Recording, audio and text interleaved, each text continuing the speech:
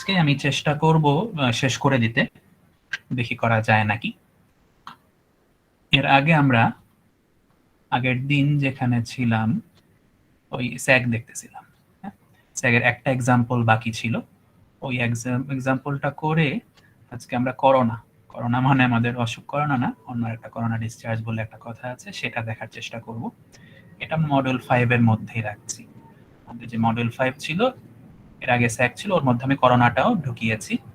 ওকে, ম্যাটেরিয়ালের মধ্যে, lecture materials এর মধ্যে আমরা স্যাগ পড়ছিলাম এই পাওয়ার পয়েন্টটা, এটার সাথে নতুন করে করোনার পাওয়ার পয়েন্টটাও যোগ করে দিয়েছি। ওকে, স্যাগটা আমরা আজকে শেষ করব। করোনার ছোট্ট থিওরিটিক্যাল কিছু জিনিস আছে, থিওরি, ওগুলো আমি জাস্ট কি পড়তে হবে বলে দেবো আজকে। সম্ভব হলে আজকে হয়তো 1 ঘন্টার মতো লাগবে ক্লাসটা, বাট আজকে আমরা শেষ করে দিতে চাই। কি বলেন আপনারা, আজকে শেষ করে দিলে ভালো না নেক্সট উইকের যাওয়ার চেয়ে? জি স্যার, একটু সময় নিয়ে পড়া যাবে বিষয়গুলো। হ্যাঁ, একটু সিলেবাসটা একটু বুঝাই দেন স্যার। হ্যাঁ বলে দিব, আমি লাস্টে বলেই দিচ্ছি, পুরো সিলেবাসটা একবার রিক্যাপ করে ফাইনাল নিয়েও কিছু কথা ধারণা দিয়ে দিব। কারণ আগামী রোববারে তো আমাদের রোববারে ক্লাস থাকে, তো রোববারে তো বন্ধ। রোববারে জাতীয় শোক দিবস, রোববারে তো 15ই আগস্ট। হ্যাঁ, বৃহস্পতিবারেও কিন্তু বন্ধ, বৃহস্পতিবারে আশুরা পড়ে, আমি যা দেখলাম বৃহস্পতিবারে সরকারি ছুটি পড়ে আগামী বৃহস্পতিবার। তো যাই হোক, আজকে আমি শেষ করে দেওয়ার চেষ্টা করছি। জি স্যার, আজকে শেষ করে দেন স্যার। হ্যাঁ, ওকে। স্যার কিছু সময় বেশি লাগলো, মানে আজকে সময় দিয়ে একটু ইয়ে করে দেন আর কি। হ্যাঁ, ওকে, নো প্রবলেম। আপনারা সাথে থাকেন, আর ইয়েটা মাঝে মাঝে রেসপন্ড করতে বললে অবশ্যই রেসপন্ড করেন। হ্যাঁ, রেসপন্স না শুনলে আবার ভালো লাগে না। যখন রেসপন্স চাবো বা যে কোনো সমস্যা হলেও আমাকে থামিয়েই জিজ্ঞেস করুন। ওকে, স্টার্ট করি। আমরা স্যাগ দেখছিলাম, আপনার অ্যাটেন্ডেন্স দিয়ে দিন। স্যাগের বেশ কিছু এক্সাম্পল দেখছিলাম। আমি আবার প্রথমে ছিল, আমি একটা এক্সাম্পল করে ধরেই আগাই। প্রথমে ছিল নর্মাল স্যাগের অঙ্কগুলো। হ্যাঁ, যখন সাপোর্টগুলো ইকুয়াল লেভেলে থাকে, এরকম একটা এক্সাম্পল আমরা দেখেছিলাম। এরপরে দেখেছিলাম যখন সাপোর্টগুলো ডিফারেন্ট লেভেলে থাকে তখন কি রকম হয়। এটা আমরা দুই ক্লাস আগে দেখেছিলাম। আর গত ক্লাসে দেখছিলাম কিভাবে এই দুটো জিনিস, আইস এবং উইন্ড, এই দুটো ফ্যাক্টর কিভাবে আমাদের এই স্যাগটাকে পাল্টে দেয়, চেঞ্জ করে। ওকে, আমরা দেখছিলাম মূলত ওই যে আমাদের আমরা আগের দিন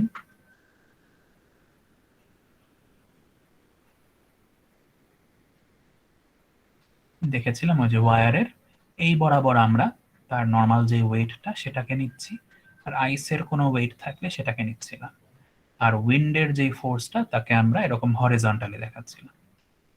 এই দুটো ফোর্স মিলে এই ফোর্সগুলো মিলে যে রেজাল্টেন্টটা আসে, আলটিমেটলি আমরা তাকে নিয়ে কাজ করছিলাম, এই ডব্লিউটি কে নিয়ে আমরা কাজ করছিলাম। বেশ কিছু কথা লিখে দিয়েছিলাম আগের ক্লাসে, আর ডিটেইলে গেলাম না। এই তিনটা জিনিস, ডব্লিউ একটা ফ্যাক্টর আমাদের, ডব্লিউ আই হচ্ছে আইসের ফ্যাক্টর, আর এটা হচ্ছে উইন্ডের ফ্যাক্টরটা। ওকে, তো এইটা রিলেটেড দুইটা এক্সাম্পল আমরা দেখেছিলাম। এই একটা দেখেছিলাম এবং এখানে আরেকটা দেখছিলাম। আজকে 3 নাম্বারটা দেখব। এটা দিয়ে শুরু করছি, 8.20।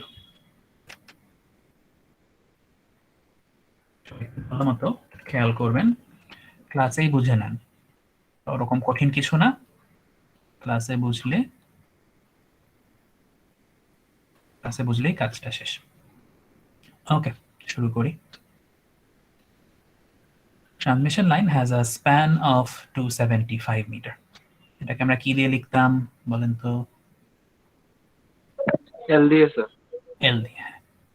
এল হলো 275 মিটার, এটাকে চেঞ্জ করার কিছুই নাই, মিটারে দেয়া আছে। বিটুইন লেভেল সাপোর্ট, ওকে, মানে ইকুয়াল সাপোর্ট। সাধারণত আমরা আনইকুয়ালটা এর মধ্যে আনি না। আনইকুয়ালের ব্যাপারটা এই আইস আর উইন্ড যখন থাকে আমাদের, আইস উইন্ডের ক্ষেত্রে আনইকুয়ালটা আসে না। ওকে, আমরা লেভেল সাপোর্টের কথাই চিন্তা করি। এই গেল। The conductor has an effective diameter of 1.96 centimeter and weighs 0.865 kg per meter. ওকে, এখানে কন্ডাক্টরের ডায়ামিটার দিয়ে দিল। এফেক্টিভ ডায়ামিটার মানে ডায়ামিটার আর কি।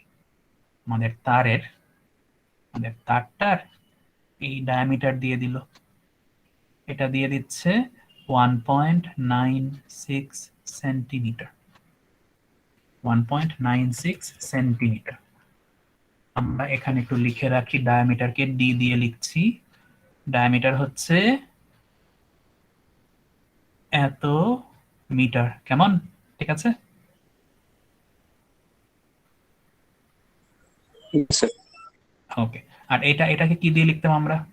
1 মিটারে কত কেজি, এটাকে কি দিয়ে লিখতাম?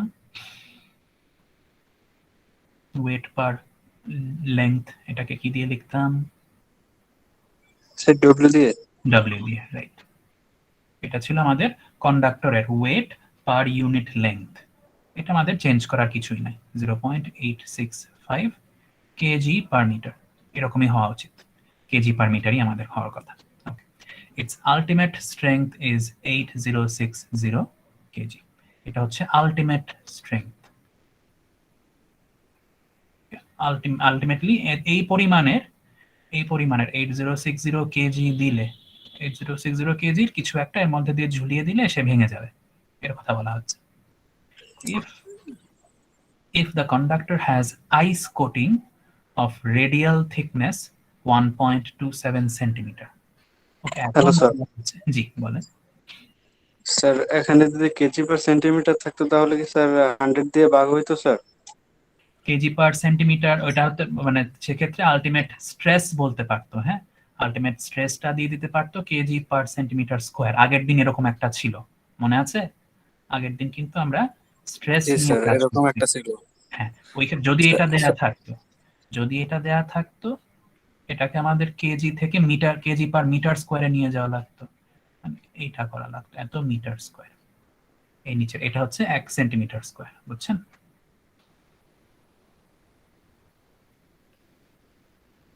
স্যার তাহলে 100 ইনভার্স 2 দিয়ে স্যার ডিভাইড করলে হইতো। হ্যাঁ, মানে এটা আলটিমেটলি মানে এটাকে উপরে নিয়ে আসলে 8060 ইন্টু 10 টু দ্য পাওয়ার 4 এত কেজি পার মিটার স্কোয়ার। এই দ্বারা এই জিনিসটা হচ্ছে এই জিনিসটা, এই, বুঝছেন? জি স্যার। এই এরকম একটা সিচুয়েশন আমরা আগের দিন দেখে আসছিলাম, এখানে ওই ঝামেলাটা নাই। ওটা স্ট্রেস দেয়া ছিল। হ্যাঁ, আজকে কিন্তু স্ট্রেস দেয়া নেই, আজকে এই ওয়েটটাই দেয়া আছে, স্ট্রেংথটাই দেয়া আছে, স্ট্রেস নিয়ে ঝামেলা নাই। এরপরে কোশ্চেনটায় আসি। If the conductor has ice coating of radial thickness 1.27 centimetre. এখন বলল কি আমাদের এর উপরে আইস পড়ছে, আইসটা এরকম, আর দেখেন আইসের রেডিয়াল থিকনেস বলতেছে 1.27 সেন্টিমিটার। এইটা কি? এই যে এই ডিস্টেন্সটুকু, এইটা, বুঝছেন? এইটুকু আইসের রেডিয়াস হচ্ছে, মানে আইসের টুকু হচ্ছে 1.27 সেন্টিমিটার। ওকে, এই বরাবর। এই জিনিসটা ক্লিয়ার, বোঝা গেছে? আইসের রেডিয়াসটা, জি স্যার, প্রশস্ততা। হ্যাঁ, আইসের প্রস্থটা, right. and is subjected to a wind pressure of 3.9 gram per cm square of projected area. উইন্ডের প্রেসারের কথা বললো একটা। উইন্ডের প্রেসার এই দিকে যাবে, এই বরাবর যাবে, সেই প্রেসারটা দিল কি 3.9 গ্রাম পার সিএম স্কোয়ার। এইটাকে কিন্তু আমাদের অবশ্যই চেঞ্জ করতে হবে। ওকে, উইন্ড প্রেসার দিয়ে দিচ্ছে, ভালো মতো খেয়াল করেন, 3.9 গ্রাম পার সিএম স্কোয়ার, তাই তো? এখন 3.9 গ্রামকে আমাদের কি বানাতে হবে? কেজি বানাতে হবে। স্যার কেজিতে 3.9 গ্রাম কেজিতে মানে বানাইতে হবে স্যার। এত কেজি, রাইট। আর 1 সিএম স্কোয়ার মানে এত metre square. 10 inverse 4 sir metre square. Okay, এটা করে এটা কত আসে একটু বলেন তো?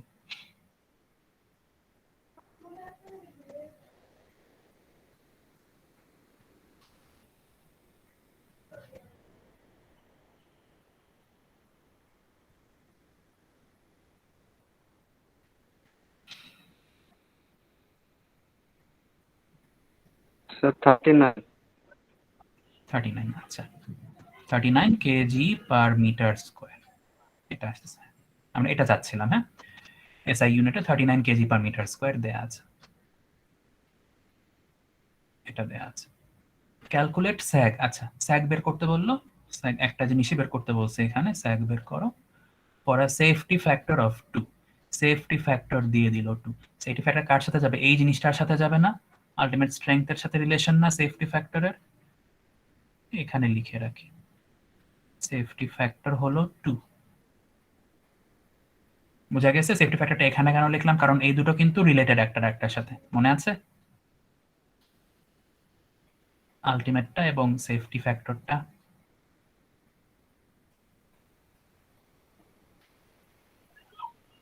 জি স্যার, সামনে আগান স্যার, সমস্যাটা বলুন। ওকে, আর এরপর বলছে weight of 1 CC of ice is 0.1 gram. এখানে আসলে কি দিয়ে দিল বলেন তো, এখানে কোন জিনিসটা দেয়া হচ্ছে?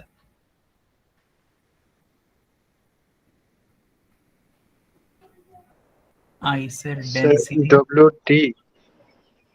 আইসের ডেনসিটি দেয়া আছে। হ্যাঁ দেখেন, 1 সিসি 1 কিউবিক সেন্টিমিটার, আইসের ভর হচ্ছে 0.91 গ্রাম। এই যে এটা বলে দিচ্ছে না গ্রাম পার সিএম কিউব, এটা বলছে না কিউবিক সেন্টিমিটার, 1 কিউবিক সেন্টিমিটারের ভর হচ্ছে 0.91 গ্রাম, তাহলে আইসের ডেনসিটি হচ্ছে এই পরিমাণ। এখানে কিন্তু আইসের আইসের ঘনত্বটা দিয়ে দিয়েছে। স্যার 1 সিসি ইকুয়াল কত স্যার? 1 সিসি মানে হচ্ছে, সিসি মানে হচ্ছে কিউবিক সেন্টিমিটার, কিউবিক সেন্টিমিটার মানে সিএম স্কোয়ার, সিএম কিউব যেটা, সরি 1 সিএম কিউব, 1 সিএম কিউবের ভর হচ্ছে 0.91 গ্রাম। ওকে, এটা দেওয়া হচ্ছে। এখন এটাকে কি আমাদের চেঞ্জ করতে হবে নাকি হবে না বলুন তো? স্যার এটা খেয়াল নাই স্যার, যদি আরেকবার রিপিট করতেন বেসিকটা। কোনটা কোনটার কথা বলছেন? আইসিসি স্যার গ্রামের সাথে যে সম্পর্কটা স্যার কি হ্যাঁ করা লাগে স্যার, এটা ভুলে গেছি স্যার।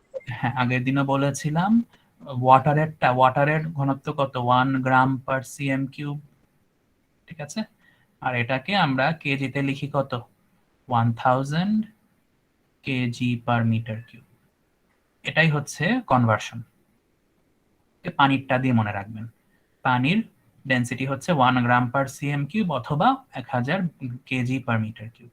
তার মানে 0.91 গ্রাম পার সিএম কিউবকে আমরা, মানে যে গ্রাম পার সিএম কিউবে দেয়া মানে তাকে আমরা 1000 দিয়ে গুণ করে দেব কেজিতে নেওয়ার জন্য।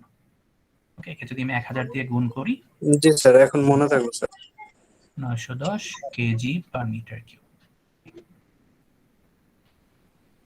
ওকে, এই হচ্ছে আমাদের অবস্থা। এই ইনফরমেশন, আমাদের সব ইনফরমেশন আমরা লিখে নিলাম।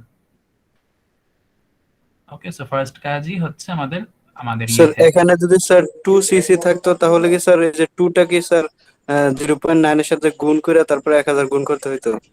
এখানে যদি বলতো weight of 2 CC of ice is এত, আমাদের লাগবে কি 1 সিসির জন্য আমাদের লাগবে কিন্তু মানে ঘনত্ব মানে কি প্রতি সিসির ওয়েট কত, প্রতি সিসির ওয়েট কত। যদি বলতো 2 সিএম কিউবের ওয়েট হচ্ছে 0.91 গ্রাম, আমাদের লাগবে আসলে ডেনসিটি কিন্তু হতো কি 0.91 গ্রাম ডিভাইডেড বাই 2 সিএম কিউব, এইটা হতো। বুঝছেন ডেনসিটি মানে আচ্ছা স্যার, স্যার প্রতি, 1 সিসি তে নিয়ে আসতে হবে কনভার্সনটা। রাইট, প্রতি সিএম কিউবে কত ওয়েট, এটা হচ্ছে ডেনসিটি, ঠিক আছে? এটা জি করে স্যার। আমাদের এটাকে চেঞ্জ করতে হতো আর কি, ঠিক আছে? এই গেল, এটা লাগবে না আমাদের। আমরা যা যা দিয়ে দিয়েছে কোয়েশ্চেনে, যা যা ইনফরমেশন দিয়ে দিয়েছে সেগুলো লিস্ট করে নিলাম। আমাদের লাগবে একটা জিনিসই স্যাগ। এখন স্যাগটা কিভাবে বের করবো আমরা? স্যাগ হচ্ছে ডব্লিউটি এল স্কোয়ার বাই 8টি, এইটুকুই। মানে আলটিমেটলি আমাদের এটাই বের করতে হবে, এর বেশি কিছু না। এখন এটার জন্য জিনিসপত্র রেডি করাই হচ্ছে আমাদের কাজ। আমরা এখানে এলটা জানি, হ্যাঁ এল নিয়ে কিন্তু কোনো সমস্যা নেই, এল জানা আছে। আমাদের ডাব্লিউটি বের করা একটা বড় কাজ, আর এই টেনশন বের করা আরেকটা কাজ। ওকে, টেনশন আমরা কি থেকে বের করব বলেন তো? টেনশনকে কোত্থেকে বের করব?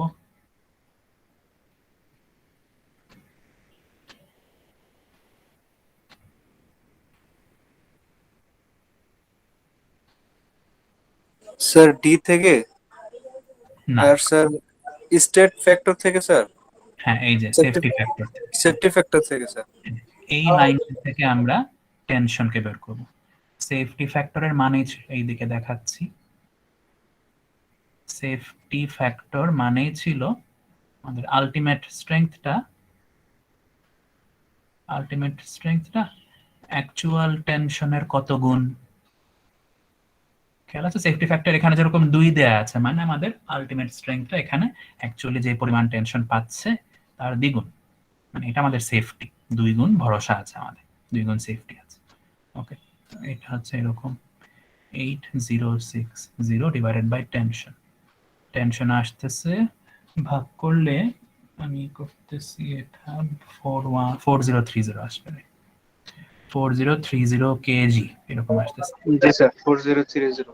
কেজি কি আমরা চাই এটাই কি আমরা রাখবো, নাকি চেঞ্জ করার কিছু আছে? না স্যার, এটা এসআই একক কেজিতে স্যার। হ্যাঁ, এটা আমরা কেজিতে, এটা পেয়ে গেছি আমরা। এটাকে চেঞ্জ করার কিছুই নেই, আমরা টেনশন কিন্তু চাই কেজিতেই, খেয়াল রেখেন। সো এটার কাজও হয়ে গেছে, এটার কাজ হয়ে গেছে, এটা অলরেডি দেয়াই ছিল। একটা কাজই বাকি, ডব্লিউটি বের করা। ডব্লিউটি বের করা, ডব্লিউটি মানে কি, আমাদের এগুলোকে কম্বাইন করতে হবে। আমাদের এখানে দেখেন আইসো আছে, উইন্ডো আছে। ওকে, আইসো আছে, উইন্ডো আছে এবং আইস আছে। আমাদের নর্মাল যে ওয়েটটা ছিল তার সাথে আইসের ওয়েটকে এইদিকে নিতে হবে, আর উইন্ডের ফোর্সটাকে এইদিকে নিতে হবে। আর খেয়াল রাখবেন এই দুইটার পর এগুলোকে মিলিয়ে ডব্লিউটি আনতে হবে। ওকে, আর খেয়াল রাখবেন এদের ইউনিট কি ছিল, ডব্লিউ, ডব্লিউআই, ডব্লিউ, এদের ইউনিট গুলো কি ছিল মনে আছে?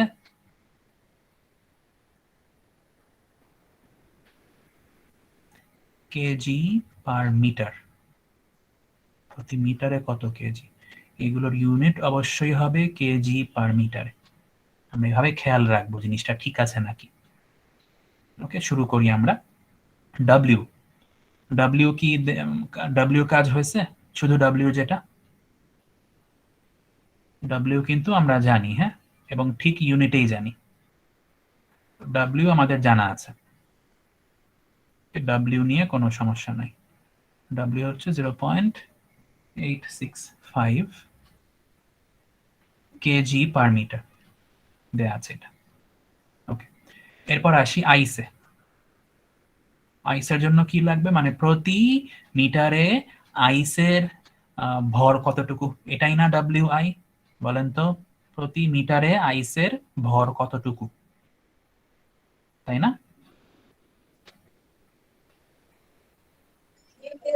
জি স্যার।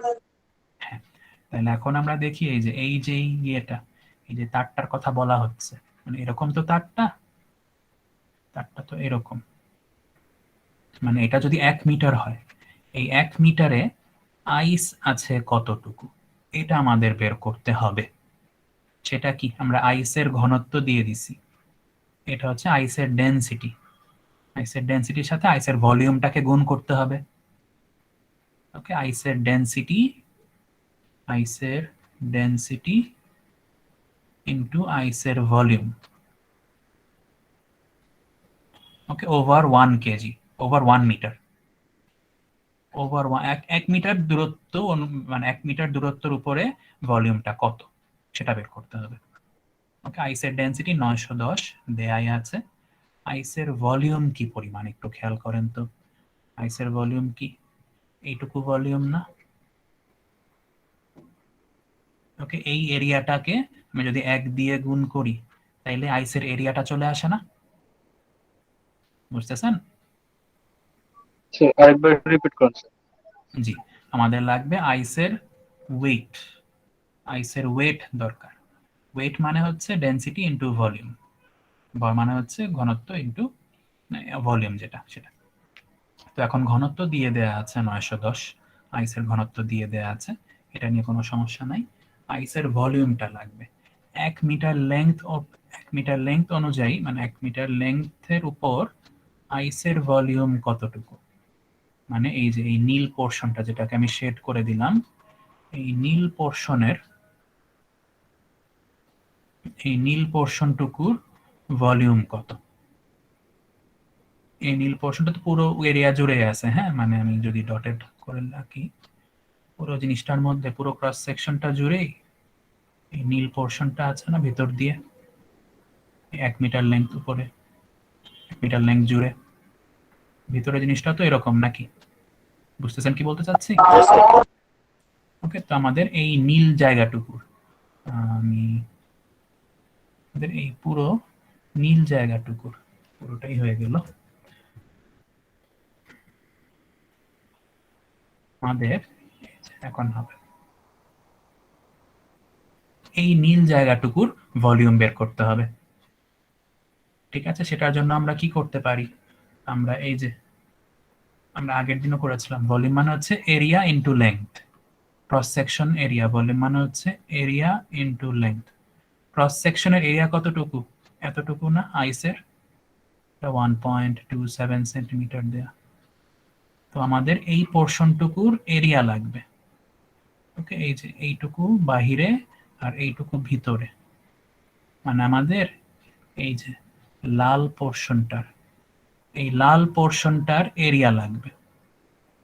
বুঝতেছেন, মানে বাহিরের সার্কেলটা থেকে ভিতরের সার্কেলটাকে মাইনাস করতে হবে এই এরিয়াটা পাওয়ার জন্য। স্যার পাই আর স্কোয়ার দিয়ে। পাই আর স্কোয়ার দিয়ে, হ্যাঁ, বাহিরের পাই আর স্কোয়ার মাইনাস ভিতরের পাই আর স্কোয়ার। বুঝতে পারতেছেন? স্যার তাহলে এটা কি পাবো স্যার, বাইরেরটা দিয়ে ভিতরেরটা মাইনাস করলে? স্কুলে যে লালটুকু পাবো, বাইরের সার্কেলের এরিয়া থেকে জি স্যার, ভিতরের বুঝতে সার্কেল পারছি। এরিয়া করলে আমরা এই মাঝের এরিয়াটা, লাল এরিয়াটুকু পাবো, মানে আইসের এরিয়াটুকু পাবো, যতটুকু জায়গা জুড়ে আইস আছে। আর সেইটাকে যদি আমরা 1 দিয়ে গুণ করে দিই, তাহলে 1 মিটার জুড়ে আইসের ভলিউম পাবো। বুঝছেন? তো সেটাই করছি আমরা। আমাদের জিনিস দেয়া ছিল, এইটুকু দেয়া ছিল 1.96 সেন্টিমিটার, আর এইটুকু দেয়া ছিল 1.27 সেন্টিমিটার। ওকে, এই দেয়া ছিল 1.96, 1.27। হ্যাঁ, তো আমাদের এখন লাগবে কি, আমাদের পাই আর স্কোয়ার। পাই আর বড় বড় আর কোনটা, বড় রেডিয়াস কোনটা, এই রেডিয়াসটুকু। স্যার উপরেরটা স্যার। হ্যাঁ, আর ছোট রেডিয়াস কি, এইটুকু। ওকে, বড় রেডিয়াসটা কত আসে দেখেন তো, বড় রেডিয়াস মানে কি, এইটুকু জায়গা, হ্যাঁ, মানে 1.96 এর অর্ধেক প্লাস 1.27 কত আসে দেখেন তো, 1.96 এর অর্ধেক প্লাস 1.27। স্যার 0.98 ছোটটা স্যার। হ্যাঁ, আচ্ছা 0.98, তার সাথে 1.27 কে যোগ করেন, এটা আসছে 0.98। ওকে, তার সাথে 1.27 যোগ করে কত আসে, 2.25 নাকি, 25 না? 2.59। না, এই ভুল করছেন, এইটা হচ্ছে বড়টা, বড়টা হচ্ছে এই যে 1.96 ডিভাইডেড বাই 2 প্লাস 1.27, এটা কত আসে দেখেন, 2.25 না? জি স্যার, আমি 1.96 যোগ করে রেখেছি। আপনি উল্টা যোগ করছিলেন, রাইট। ওকে, তো এইটা আমরা বড় রেডিয়াসটা পেলাম, বড় রেডিয়াস পেলাম 2.25 সেন্টিমিটার, আর ছোট রেডিয়াস পেলাম 0.98 সেন্টিমিটার। তাহলে আমাদের আইসের এরিয়াটুকু, মানে আমাদের দরকার এই এরিয়াটুকু, ব্লু এরিয়াটুকু। হ্যাঁ, ব্লু এরিয়াটা কি হবে তাহলে, পাই ইন্টু 2.25 স্কোয়ার, পাই আর স্কোয়ার মাইনাস ছোট পাই আর স্কোয়ার। এরিয়াটা কত আসতেছে এটা দেখেন,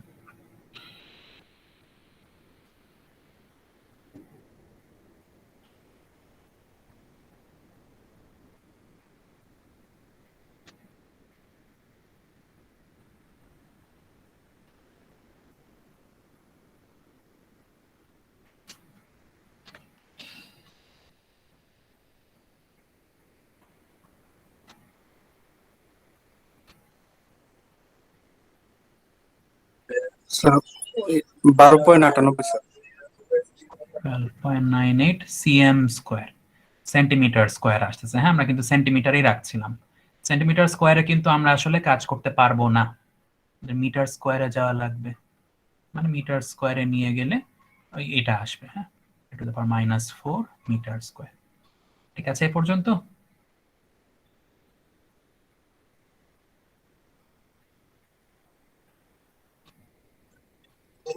জি স্যার। তাহলে এরিয়াটা পেলাম, আইসের এরিয়াটা পেয়ে গেলাম। এটা হচ্ছে আইসের এরিয়া। তো আইসের ভলিউমটা কি হবে? এটাকে ইনটু 1 করব আমরা। এত মিটার স্কোয়ার ইনটু 1 মিটার। ওই 1 মিটার দৈর্ঘ্যের জন্য করছি, মানে এই দৈর্ঘ্যটার জন্য। 1 মিটার দৈর্ঘ্যের জন্য কি হয়, এইটুকুর জন্য ভলিউমটা বের করতে যাচ্ছি আমরা। হচ্ছে 12.98 10 to the power -4 metre cube. এইটা, এইটাকে আমরা চাচ্ছিলাম। এই হচ্ছে আমাদের আইসের ভলিউম। এই আইসের ভলিউমটাকে আমরা এখানে এই যে 12.98 10 টু দ্য পাওয়ার -4 এখানে বসিয়ে দিলাম। দেখেন এটা কত আসে। স্যার এরিয়ার সাথে কোন ভ্যালুটা গুণ করলাম স্যার? এরিয়ার সাথে এই 1 মিটার দৈর্ঘ্যটা, এই লেন্থটুকু গুণ করলাম ভলিউম পাওয়ার জন্য। আমার দরকার স্যার হ্যাঁ প্রতি মিটার কিউব। ক্যালকুলেশন করলে না তো- স্যার 12.88 আসে, 98 তো আসে না। 88 আসে, তাহলে ভুল করছেন, এখানে 88 হবে।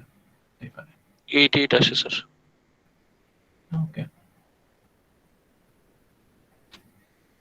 ওকে, এটা করে দেখেন, এখন এটা করে দেখেন কত আসে।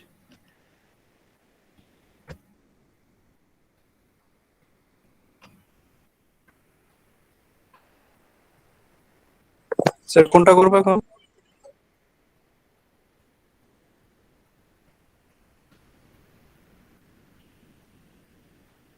স্যার কোনটুকু ক্যালকুলেশনের কথা করতে বলছেন স্যার, এটা একটু বুঝি নাই। এই যে এটা আমরা এটা পেলাম, এতক্ষণ ধরে কাজ করে এটা পেলাম। 1 মিটার জুড়ে আইসের ভলিউম কত, এটা পেয়েছি আমরা, এই ভ্যালুটা। এটাকে আমরা ডেনসিটি দিয়ে গুণ করে এই যে WI টা বের করার চেষ্টা করছি। তার মানে 910 এর সাথে 12.88 10 ইনভার্স 4 করবো, তাই তো? গুণ করতে হবে, রাইট। স্যার 1.17। 1.17 স্যার। 17, এটা হচ্ছে এত কেজি পার মিটার। মানে প্রতি মিটারে এত কেজি হচ্ছে আইসের ডেনসিটি, আইসের ওয়েট, সরি। ঠিক আছে, মানে আমাদের এই দুটো কিন্তু হয়ে গেছে।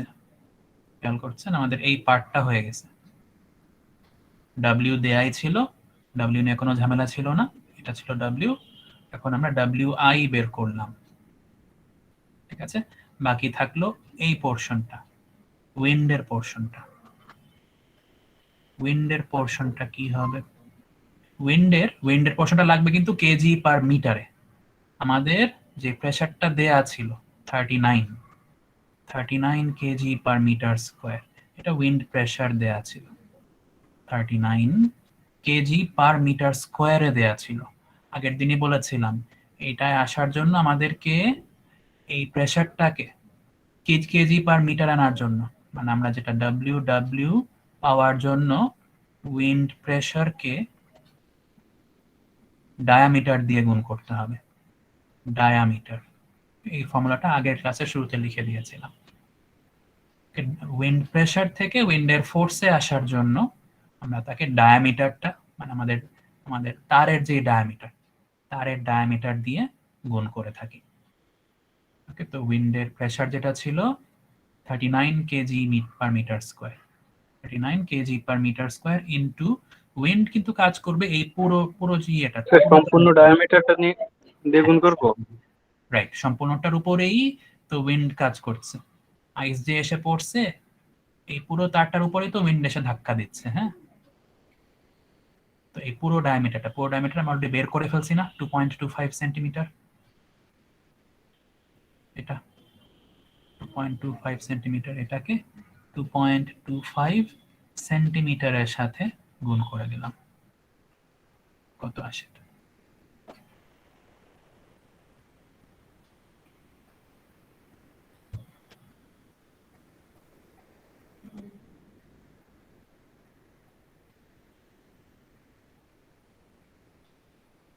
ও একটু ভুল করছি। আচ্ছা, এটা তো ডায়ামিটার হবে, আমি রেডিয়াসটা নিছি। তো 2.25 সেন্টিমিটার আমাদের এই পুরো পুরো ডায়ামিটার, মানে এই এই জিনিসটা লাগবে, এই ডায়ামিটারটা লাগবে। হ্যাঁ, তাহলে তো রেডিয়াস। স্যার দুইটা যোগ করে দিলে হবে 1.96 আর 1.27। না না না, এইটা ডাবল হবে। আমরা এই যে এটা যে বের করছি, এটাকে আমরা বলতেছি 2.25। লাগবে কি? লাগবে এইটা, এই পুরোটা। স্যার 1.27 এটা দুইবার হবে স্যার। এইটা হবে, এই যে এইটা হবে 2.25 এর ডাবল হবে। এ বরাবর কি 2.25 ডাবল আছে না? এই যে দেখেন, লাগবে কি? এই দুইটার যোগ করে না? জি স্যার, দ্বিগুণ স্যার, 2 গুণ হবে স্যার। হ্যাঁ, আমি এই কাজটা করছি। এটা কত আসে? এই গুণটা করেন। So 1.755. 1.755, এটা হচ্ছে কেজি পার মিটার।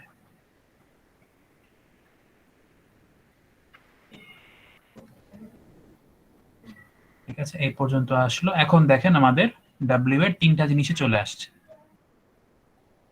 ওকে, নিচের দিকে আছে, আমি এগুলোকে নাম্বার দিয়ে লিখছি। নিচের দিকে আছে ডাব্লিউ। ডাব্লিউ হচ্ছে, মানে আমি এই জিনিসটাকে, এই ডায়াগ্রামটাকে আরেকবার আঁকছি। হ্যাঁ, এই ডায়াগ্রামটাকে আবার আঁকছি।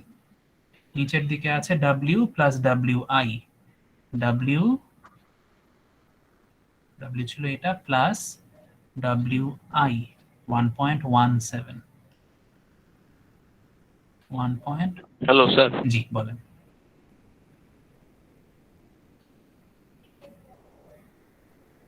কিছু বলতে চাচ্ছেন? বলতে পারেন। এই দিকে আসবে ডাব্লিউটি। ডাব্লিউটিটা বের করে ফেলেন। ডাব্লিউটি আসবে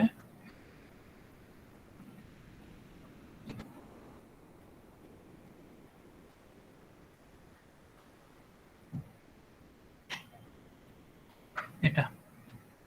এটা কত আসে বের করে?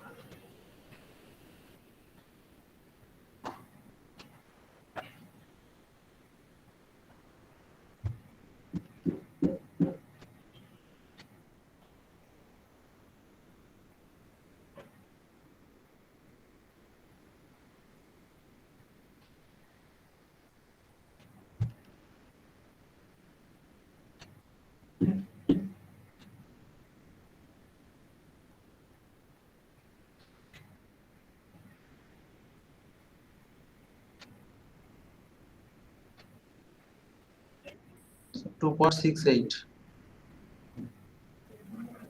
ওকে, এই হচ্ছে আমাদের ডাব্লিউটি। মানে এই তিনটা মিলে ডাব্লিউ, ডাব্লিউ আই এবং ডাব্লিউ ডাব্লিউ, এই তিনটা মিলে মোট আসলো এটা, এত কেজি পার মিটার। ওকে, এখন আমাদের কাজ হয়ে গেছে। স্যাগ হচ্ছে ডাব্লিউটি। আমাদের যে ডাব্লিউটিটাই শুধু বাকি ছিল, অরিজিনাল ফর্মুলায় শুধুমাত্র ডাব্লিউটি এই পার্টটাই বের করা বাকি ছিল।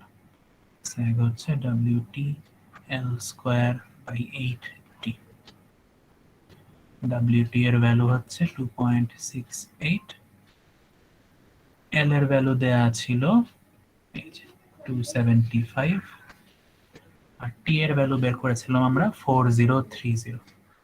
275 আর 4030, 275 4030। এটা কত আসে দেখেন।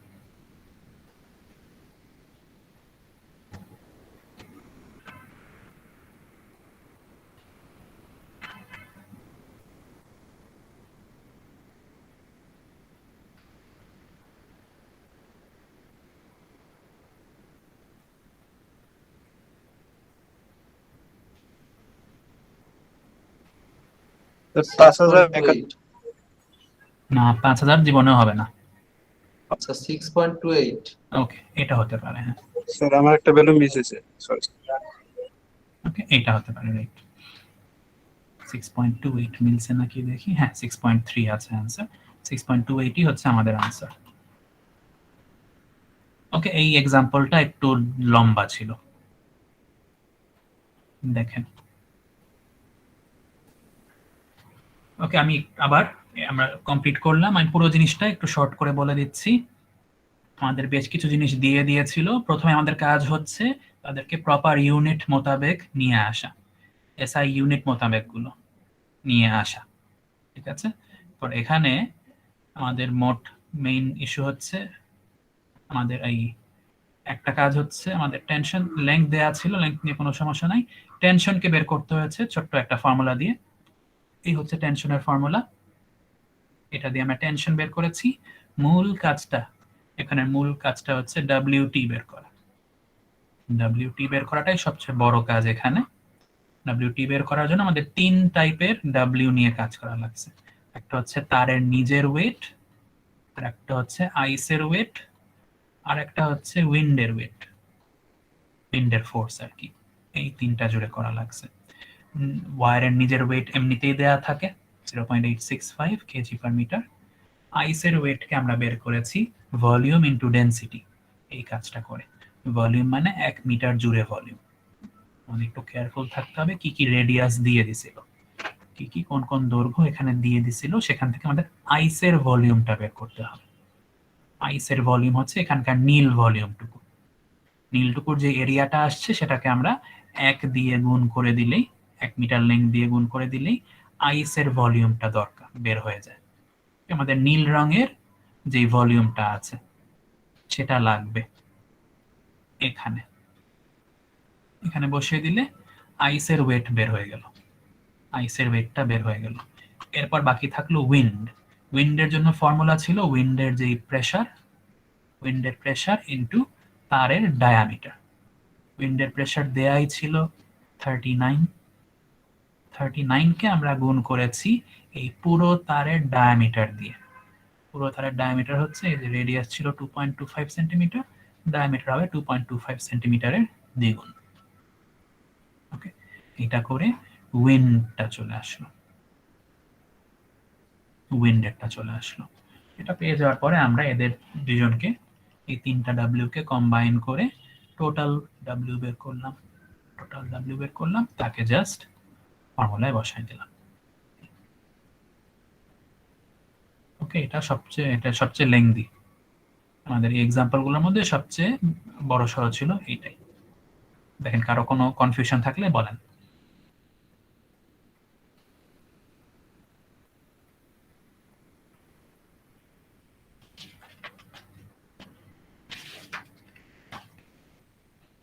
ওকে, আপনারা সবাই আছেন তো?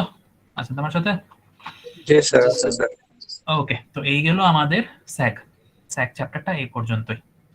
আমরা করোনা নিয়ে, করোনা ডিসচার্জ নিয়ে আমাদের এই অলরেডি দেখালাম তো আপনাদেরকে লেকচার ম্যাটেরিয়ালে নতুন একটা অ্যাড করা আছে, লেকচার 7 করোনা, সেটাতে যাচ্ছি।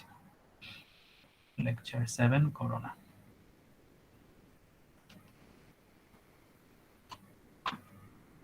ওকে, এটা পুরোপুরি থিওরি, ম্যাথটা থেকে কিছু নাই, জাস্ট কিছু থিওরি আকারে কোশ্চেন আসতে পারে। কোশ্চেন আসলে কি কি লিখে দিবেন আমি বলে দিচ্ছি। প্রথমে আসি করোনা বা করোনা এফেক্ট বলতে কি বোঝায়। ধরেন আমরা তো এটা জানি যে দুইটা কন্ডাক্টর, ধরেন আমরা আগে বলেছি, হ্যাঁ, ধরেন আমাদের এই কোর্সে যেগুলো বলছে দুইটা তার, এগুলো হচ্ছে তার, দুইটা তার যাচ্ছে এখান দিয়ে। আমরা কি বলেছিলাম, এদের মধ্যে যথেষ্ট পরিমাণের গ্যাপ রাখতে হবে বলেছিলাম, নাহলে এদের মধ্যে যে স্পার্ক হতে পারে বলেছিলাম না কয়েকবার। জি স্যার, একটা ডিফারেন্স থাকে। এদের মধ্যে হ্যাঁ প্রচুর প্রচুর হাই ভোল্টেজ থাকে এদের দুইজনের মধ্যে, এগুলো প্রচুর হাই ভোল্টেজ লাইন হয়, তো এদের দুইটার মধ্যেই প্রচুর পরিমাণে মানে ভোল্টেজ ডিফারেন্স আছে। এই ভোল্টেজ ডিফারেন্সটা অনেক বড়।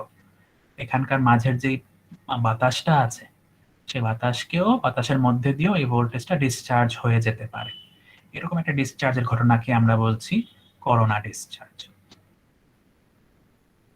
ওকে, এটা কোন কোন সময় হয় আমি একটু বলে দিচ্ছি। যখন এখানেই লেখা আছে সবকিছুই, the phenomenon of violet glow, ওই দিন একজন বলেছিলেন কি ভায়োলেট কি যেন, বেগুনি, বেগুনি রঙের একটা আলো বের হয়। Violet glow, hissing noise and production of ozone gas in an overhead transmission line is known as corona. এরকম হাই ভোল্টেজের ক্ষেত্রে মাঝে মাঝে এখানে বেগুনি একটা গ্লো দেখা যায়। এই আশেপাশে বেগুনি রঙের একটা বেগুনি একটা আভা দেখতে পাওয়া যায়। ওকে, এবং একটা সাউন্ড আসে, হিসিং একটা সাউন্ড আসে, হিস হিস টাইপের একটা সাউন্ড আসে, এবং এগুলোকে আমরা বলছি। আর ওজোন গ্যাস প্রডিউস হয়, ওজোন গ্যাস প্রডিউস হয়, এই জিনিসটাকে আমরা বলছি করোনা। এটা করোনা জিনিসটা কখন হয়? When an alternating potential difference is applied across two conductors whose spacing is large as compared to their diameters. There is no apparent change in the condition of atmospheric air surrounding the wires if the applied voltage is low. However, when the applied voltage exceeds a certain value called critical disruptive voltage, the conductors are surrounded by a faint violet glow called corona. The phenomenon of corona is accompanied by a hissing sound, production of ozone, power loss, and radio interference. The higher the voltage is raised, the larger and higher the luminous envelope becomes, and greater are the sound, the power loss, and the radio noise. If the applied voltage is increased to breakdown value, a flashover will occur between the conductors due to breakdown of air insulation. অনেক কিছু বলা আছে, আমি সহজ ভাষায় বলে দিচ্ছি। বলা হচ্ছে যখন দুটা কন্ডাক্টরের মধ্যে, আমি শুধু তারগুলো আঁকলাম, শুধু দুইটা তার আঁকলাম, মাঝখানে টাওয়ারটা আছে, আসলে টাওয়ারটাকে আঁকলাম না। বলা হচ্ছে এরকম দুইটা তার যাদের স্পেসিংটা বড়, স্পেসিংটা এখানে, এটা হচ্ছে স্পেসিং, আর তাদের ডায়ামিটারটা সেই তুলনায় ছোট না? এই যে তারের যে ডায়ামিটারটা আছে, এই ডায়ামিটারটা স্পেসিং এর তুলনায় যে ছোট, বোঝা যাচ্ছে? ওকে, সো এরকম কেসে আমরা বলছি যে এদের মধ্যে ভোল্টেজ ডিফারেন্সটা যদি কম হয়, ভোল্টেজ ডিফারেন্স ধরেন 20 ভোল্ট, তাহলে এখানে কিছুই হবে না, নরমালি যেভাবে কারেন্ট যাওয়ার কথা সেভাবেই যাবে, কোনো ব্রেকডাউনের ব্যাপার ঘটবে না। কিন্তু এই ভোল্টেজটা যদি বাড়তে থাকে, বেড়ে বেড়ে বেশ বড় হয়ে যায়, সেই নামটা আমরা বেড়ে বেড়ে ক্রিটিক্যাল ডিসরাপটিভ ভোল্টেজ। ওকে, এই যে এটা একটা টার্ম বলা ছিল এখানে, এই যে ক্রিটিক্যাল ডিসরাপটিভ ভোল্টেজ। যদি ছোট ভোল্টেজ হয় তাহলে কিচ্ছু হবে না, কিন্তু যদি বেড়ে বেড়ে ক্রিটিক্যাল ডিসরাপটিভ ভোল্টেজ নামক একটা ভোল্টেজের সমান হয়ে যায়, তখন আমরা দেখব ভোল্টেজের সমান হয়ে যায়, তখন আমরা একটা বেগুনি আভা, এইদিকে একটা ভায়োলেট রঙের লাইট। স্যার এই ভোল্টেজটার রেঞ্জটা কিরকম স্যার?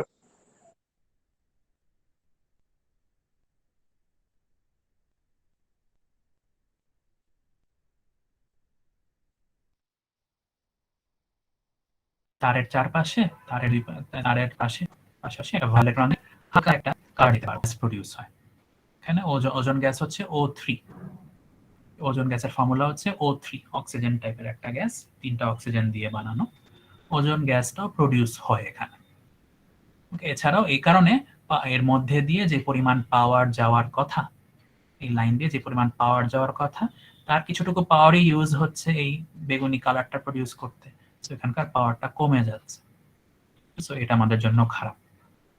খুব বেশি ভোল্টেজ ডিফারেন্স হলে এদের মধ্যে দিয়ে ফ্ল্যাশ ওভারও ঘটতে পারে, মানে এখান থেকে ডিসচার্জ হয়ে এখানে চলে আসতে পারে কারেন্ট, এরকম ডিসচার্জও ঘটতে পারে লাইটনিং এর মতো।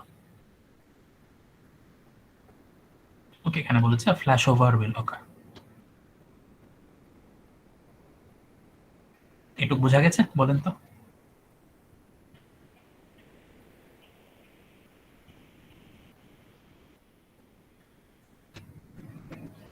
এই আছেন? বোঝা গেছে এটুকু? জি স্যার। ওকে, স্যার স্পেসিং গ্যাস তুলনায় স্যার বেশি হয়ে যায়? হ্যাঁ, যদি স্পেসিংটা ডায়ামিটারের তুলনায় বেশি হয়, spacing is large compared to their diameters, এই সময় হয়। ওকে, এটা অন্য শেপের জন্য হবে। ধরেন আমি দুইটা নিলাম, স্যার স্পেসিংটা তো সব সময় স্যার ডায়ামিটার থেকে বেশি হয় না স্যার? হ্যাঁ সাধারণত সেটাই তো হয়। হ্যাঁ, ধরেন আমরা অনেক বড় মানে ল্যাবে যে এক্সপেরিমেন্ট গুলো করা হয় করোনা নিয়ে, বিশাল বড় গোলাকার দুইটা স্ফিয়ার রাখা হয়, গোলাকার দুইটা স্ফিয়ার কাছাকাছি রাখা হয়, এগুলো বিশাল বড় বড়, হ্যাঁ, কয়েক মিটার, এটা কয়েক মিটার বড়, মানে বিশাল বড় বড় গোল গোল আয়রনের গোলক হয় আর কি। এর যদি এরকম করে রাখা হয়, এখন বলেন কি, এখন তাদের ডায়ামিটার তুলনায় স্পেসিংটা কম না অনেক? বুঝতে পারতেছেন? জি স্যার, এখন এখন এই অবস্থায় করোনা হয় না, এই অবস্থায় গ্লোটা হয় না। যদি এটাকে আমরা সরিয়ে নিয়ে আসি, এটাকে সরিয়ে আমি এখানে নিয়ে গেলাম, ওকে, এখন দেখেন স্পেসিংটা বড় হয়ে গেছে না ডায়ামিটারের তুলনায়? তখন দেখা যায় জি স্যার, দুইটা কন্ডাক্টরের ডায়ামিটার তুলনায় এখন বড় আছে স্যার। হ্যাঁ, তখন এদের পাশাপাশি এখানে একটা ফেন্ট একটা আলো দেখা যায়। এই হয় জিনিসটা, বেশি কাছে থাকলে হয় না। ওকে, if the conductors are polished and smooth, the corona glow will be uniform throughout the length of the conductors. Otherwise, the rough points will appear brighter.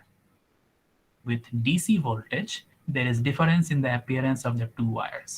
The positive wire has uniform glow about it, while the negative conductor has a spotty glow.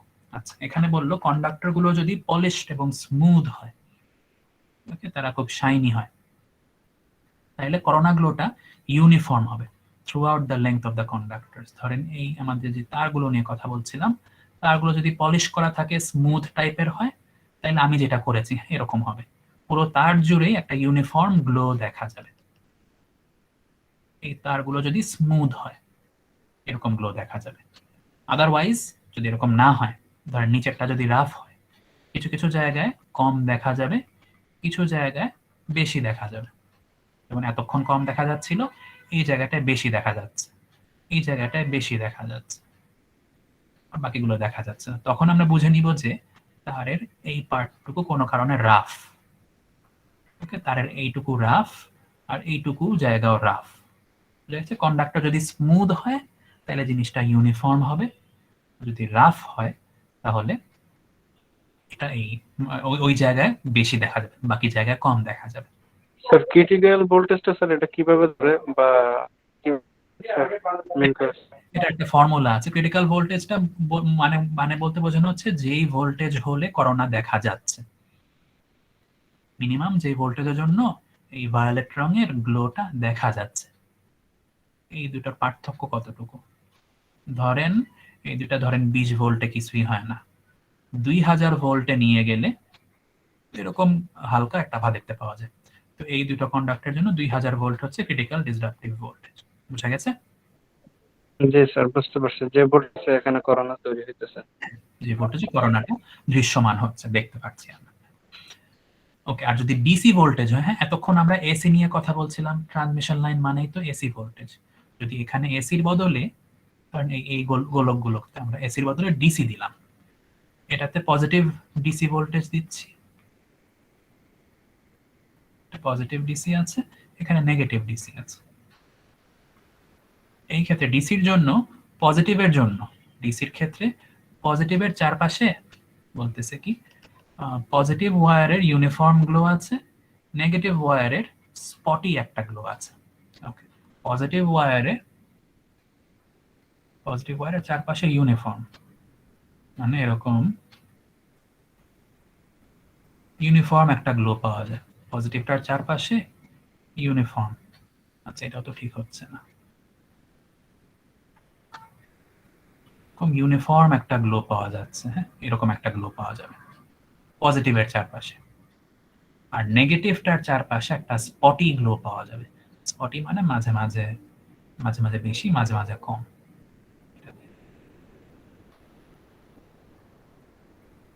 এরকম একটা glow পাওয়া যাবে।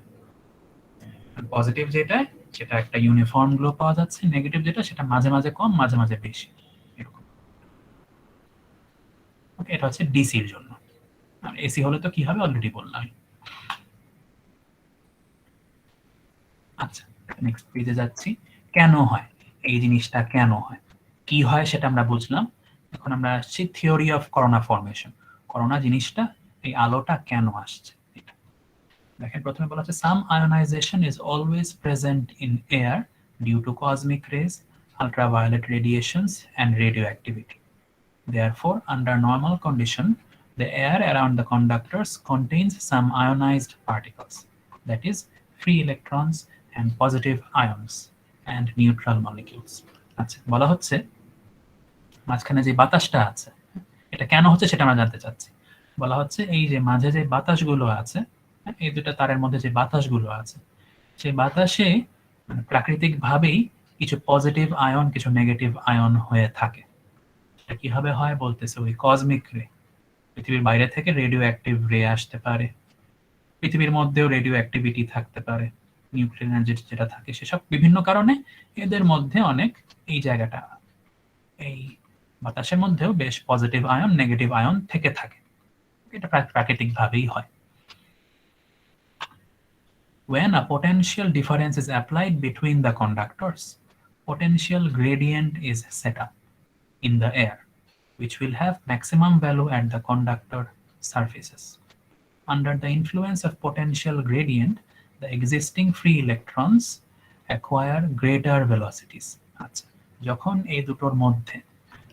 এই দুটো তারের মধ্যে voltage দেয়া হচ্ছে তখন কি হয়, এরকম একটা ইলেকট্রিক ফিল্ড সেট আপ হয় না? এটা যদি পজিটিভ হয়, পজিটিভ তার হয়, এটা যদি নেগেটিভ হয়, এখানে কি একটা এরকম একটা ইলেকট্রিক ফিল্ড সেট আপ হবে না? এখানে বুঝতে পারতেছেন, উপর থেকে নিচের দিকে ইলেকট্রিক ফিল্ড। জি স্যার, একটা শর্ট সার্কিটের মতন একটা আচরণ করবে এখানে, মানে এটা ওই something like that. Free electron গুলোকে মানে ফ্রি ইলেকট্রন গুলোকে চালানোর চেষ্টা করবে, ফ্রি ইলেকট্রন গুলো মুভ করার চেষ্টা করবে নেগেটিভ থেকে পজিটিভ। ওকে, মানে এখানে ইলেকট্রন গুলো উপরটা যদি পজিটিভ হয়, উপরটাকে আমরা পজিটিভ বলতেছি, তো এই ফ্রি ইলেকট্রন গুলো উপর দিকে মুভ করার একটা টেন্ডেন্সি পাবে, এই জিনিসটাই বলা হচ্ছে। ওকে, এটা আমরা বলছি পোটেনশিয়াল গ্রেডিয়েন্ট ফর্ম হবে, পোটেনশিয়াল একটা ঢাল ফর্ম হবে, সেই ঢালটা বরাবর ইলেকট্রন গুলো মুভ করবে আর কি, সেই ঢালুর দিকে ইলেকট্রন গুলো চলে যাবে আর কি, উপর দিকে যাচ্ছে আর কি আমাদের হিসাবে। The greater the applied voltage, the greater the potential gradient, and more is the velocity of free electrons. যত বেশি ভোল্টেজ হবে তত বেশি গ্রেডিয়েন্ট হবে, ইলেকট্রন গুলো মুভ করার তত বেশি শক্তি পাবে, তত বেশি কারণ পাবে। When the potential gradient at the conductor surface reaches about 30 kilovolt per centimeter, the velocity acquired by the free electrons is sufficient to strike a neutral molecule with enough force to dislodge one or more electrons from it. এখন এটা হচ্ছে main কাজটা, যেটা হচ্ছে এই লাইনটা, যখন ভোল্টেজটা অনেক বেড়ে গেছে, ধরেন 30 কিলোভোল্ট পার সেন্টিমিটার, কিন্তু বিশাল বড় একটা ভোল্টেজ, তখন এই ইলেকট্রনগুলোর স্পিড এতই বেড়ে যাচ্ছে যে, ইলেকট্রনগুলোকে একটু বড় করে এঁকে দেখাই, ইলেকট্রনগুলো উপর দিকে মুভ করছে। হ্যাঁ, আমি ওই জিনিসটাই বড় করে, উপর দিকে মুভ করছে। তারা এত জোরে মুভ করছে যে আশেপাশে যে অ্যাটম গুলো আছে, এয়ারের যে অ্যাটম গুলো আছে, সেগুলোর সাথে ধাক্কা খেয়েও তাদের ইলেকট্রন গুলোকেও বাইরে সরিয়ে দিচ্ছে, ধাক্কা দিয়ে বাইরে বের করে দিচ্ছে, এই কলিশনের মাধ্যমে হচ্ছে। ইলেকট্রনটা এসে ধাক্কা মেরে এই ইলেকট্রনটাকেও বাইরে পাঠিয়ে দিচ্ছে। তার মানে কি হচ্ছে, এখানে ইলেকট্রনের সংখ্যা হঠাৎ করে অনেক বেড়ে যাচ্ছে না? আগের চেয়ে অনেক গুণ বেড়ে যাবেন ইলেকট্রনের সংখ্যা। ফলো করতে পারছেন আপনারা? জি স্যার। ওকে, সো এই ধাক্কাধাক্কির কারণে, মানে এটা বিশাল বড় এই ভোল্টেজটার কারণে এই ইলেকট্রনগুলোর স্পিড এতই বেড়ে গেছে যে তারা ধাক্কাধাক্কি করে আরো বেশি ইলেকট্রন প্রডিউস করাচ্ছে এখানে। তো সব মিলে, এখন আমি ইলেকট্রনগুলোকে নীল দিয়ে যদি আঁকি, সব মিলিয়ে এই স্পেসের মধ্যে, মাঝখানের এই এয়ার স্পেসের মধ্যে প্রচুর পরিমাণের ইলেকট্রন চলে আসছে হঠাৎ করে, ইলেকট্রনের সংখ্যা বহুগুণ বেড়ে গেছে। ওকে, ইলেকট্রনের সংখ্যা বহুগুণ হঠাৎ করে বেড়ে গেল। এরপর কি, this produces another ion and one more free electron, মানে ওই ইলেকট্রনগুলো প্রডিউস হচ্ছে, which in turn are accelerated until they collide with other neutral molecules, thus producing other ions. and এই প্রসেসটা তো চলতেই থাকবে। ওই যেই নতুন যেই ইলেকট্রনগুলো বের হইলো, ওকে, এই ইলেকট্রনটা যে বের হলো, এ তো বের হয়ে আরেকটাকে গিয়ে ধাক্কা মারবে, ওকে, আরেকটা অ্যাটমে গিয়ে ধাক্কা মারবে, তার থেকে ইলেকট্রন বের করে নিবে। মানে প্রচুর পরিমাণে, হঠাৎ করে প্রচুর পরিমাণে এখানে ইলেকট্রন বেড়ে যাবে, মানে একটা ইলেকট্রনের বিস্ফোরণের মতো ঘটবে, হঠাৎ করে অনেক পরিমাণে ইলেকট্রন চলে আসছে এখানে। Thus, the process of ionization is cumulative. Cumulative মানে হচ্ছে আগেরটার সাথে যোগ হচ্ছে যে জিনিসটা। একটু আগে অল্প কিছু ইলেকট্রন ছিল, সেই ইলেকট্রনগুলো থেকেও এখন আরো বেশি ইলেকট্রন প্রডিউস হলো, সেই ইলেকট্রনগুলো থেকে আরো বেশি ইলেকট্রন প্রডিউস হলো। এটাকে আমরা বলছি একটা কিউমুলেটিভ প্রসেস। কিউমুলেটিভ একটা প্রসেস বলা হচ্ছে। The result of this ionization is that either corona is formed or spark takes place between the conductors. কারণ এই কারণেই, এই আয়নাইজেশনটার কারণে, একটার পর একটা আয়নাইজেশনের কারণে এখানে এই করোনাটা ফর্ম হচ্ছে। অনেক অনেক ফ্রি ইলেকট্রন প্রডিউস হচ্ছে এখানে। ওকে, এটা হচ্ছে কিসের উত্তর? করোনা কেন ফর্ম হচ্ছে, থিওরি অফ করোনা ফর্মেশন। বোঝা গেছে এটা? বলেন।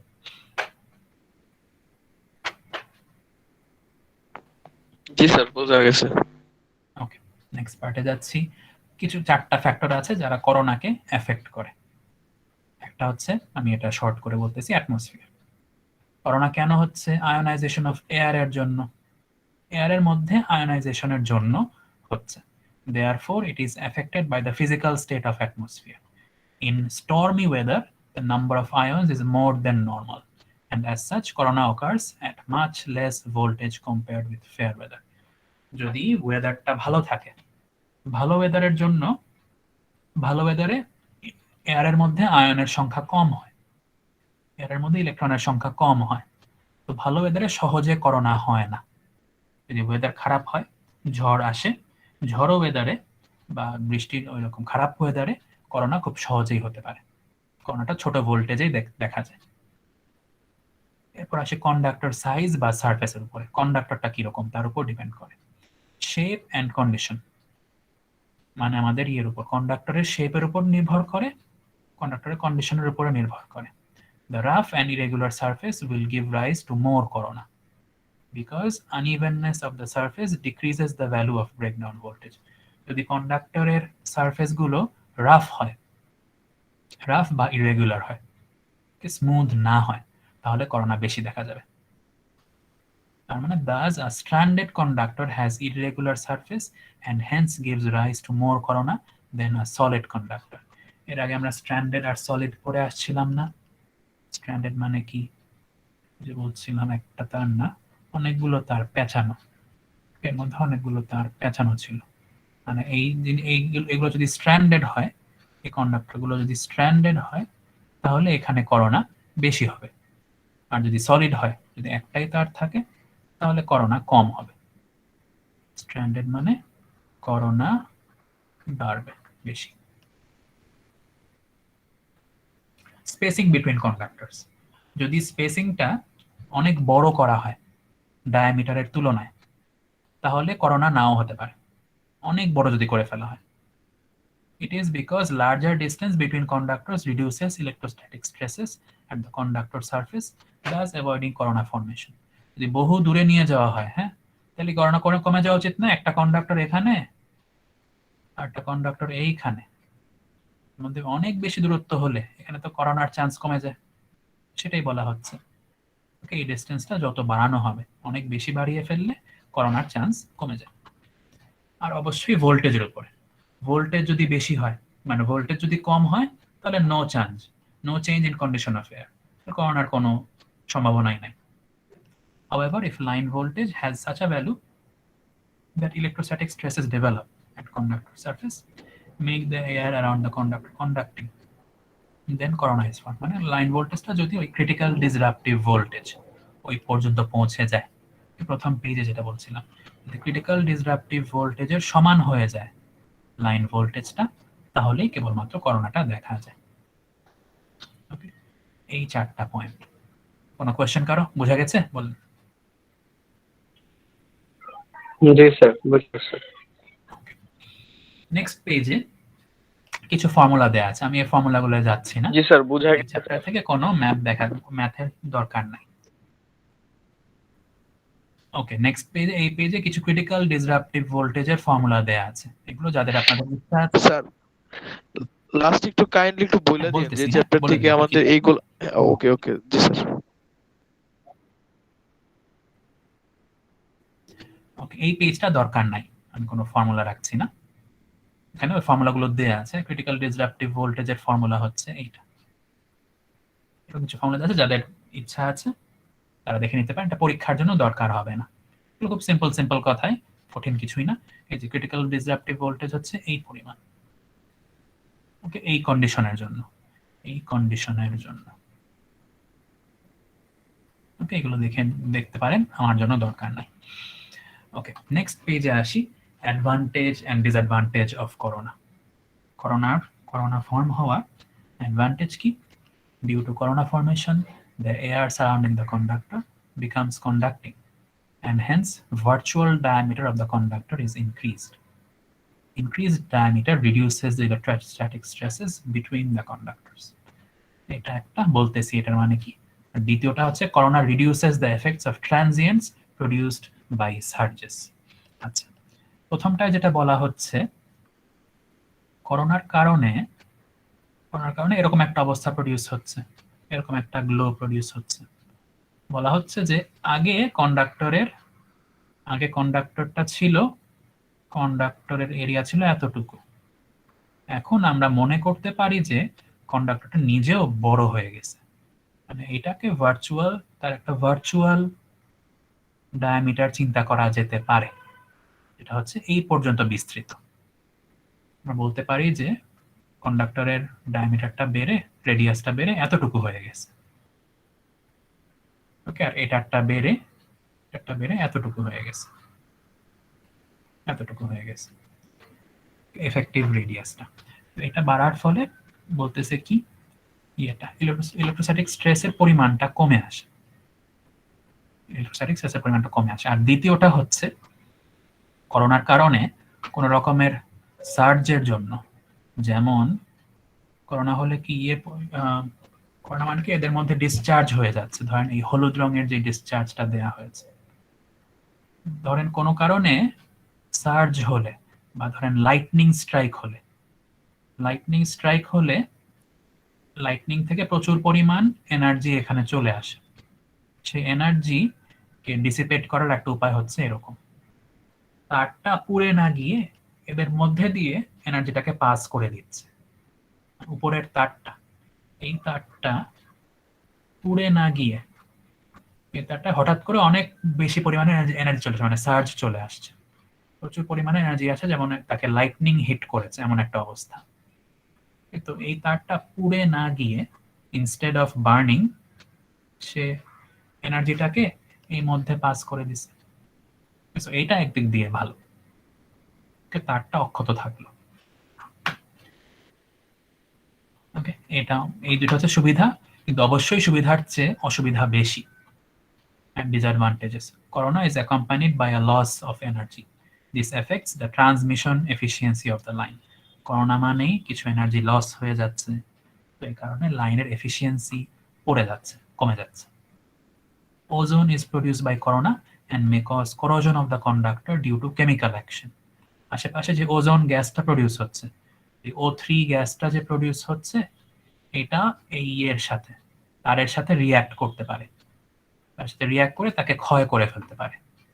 ওকে, এটাও একটা ডেঞ্জারাস জিনিস। করোনার কারণে ওজোন প্রডিউস হয়ে তারকেই ক্ষয় করে দিচ্ছে। তৃতীয়ত, the current drawn by the line due to corona is non-sinusoidal, and hence non-sinusoidal voltage drop occurs in the line.